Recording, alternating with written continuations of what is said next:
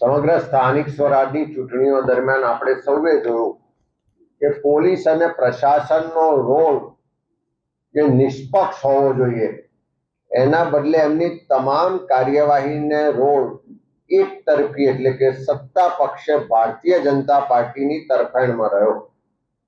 એક તરફ પ્રમાણિક અધિકારીઓ જે નિષ્ઠા પ્રામાણિકતાથી પોતાની ફરજ અદા કરે છે અને બીજી બાજુ જે ચાપલૂસ અધિકારીઓ છે, ભ્રષ્ટાચારી અધિકારીઓ છે કે જે સરકારનો હાથો બની ભારતીય જનતા પાર્ટીનો કેસરી ખેસ પહેરીને કાર્યકર તરીકે કામ કરતા હોય એવા અધિકારીઓ કર્મચારીઓ આપણે આ ચૂંટણી પ્રક્રિયા દરમિયાન જોયા છે।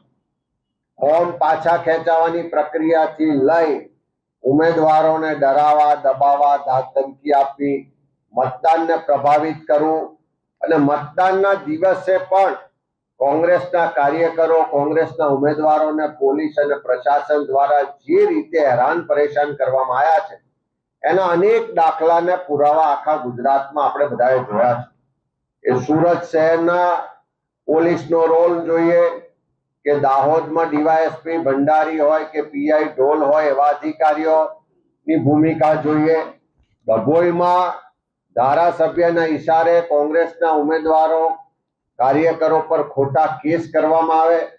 વડોદરામાં અમારા કોંગ્રેસના ઉમેદવાર આશીષ જોશી પણ મતદાનના આગલા દિવસોમાં ખોટા કેસ કરીને ડરાવવા દબાવવાનો પ્રયત્ન થાય।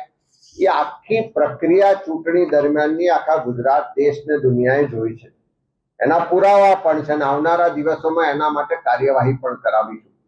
પણ ચૂંટણીઓ પતી ગઈ, પરિણામ આવી ગયા, ત્યાર પછી પણ આ પોલીસ અને પ્રશાસન દ્વારા સરકારના ઈશારે, ભાજપના નેતાઓના ઈશારે કોંગ્રેસના જે ચૂંટાયેલા પ્રતિનિધિઓ છે એને હેરાન પરેશાન કરવામાં ક્યાંય હજુ પાછી પાની કરતા નથી।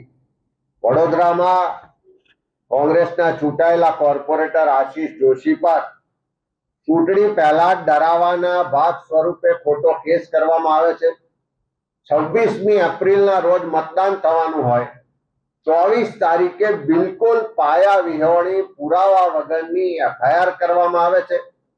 એને ધરપકડના નામે ડરાવવામાં આવે છે અને ચૂંટણી પ્રક્રિયા દરમિયાન આખો એવો કેસ ઉભો કરવામાં આવે કે છોટા ઉદેપુરમાં સંખેડામાં ત્યાં આગળ દારૂ પકડાય છે, બુટલેગર પાસે પોલીસ જબરજસ્તીથી નામ લખાવે કે આ દારૂ વડોદરામાં કોંગ્રેસના ઉમેદવારે મંગાવ્યો હતો અને એવી રીતે આખી એફઆઈઆર નોંધાય છે।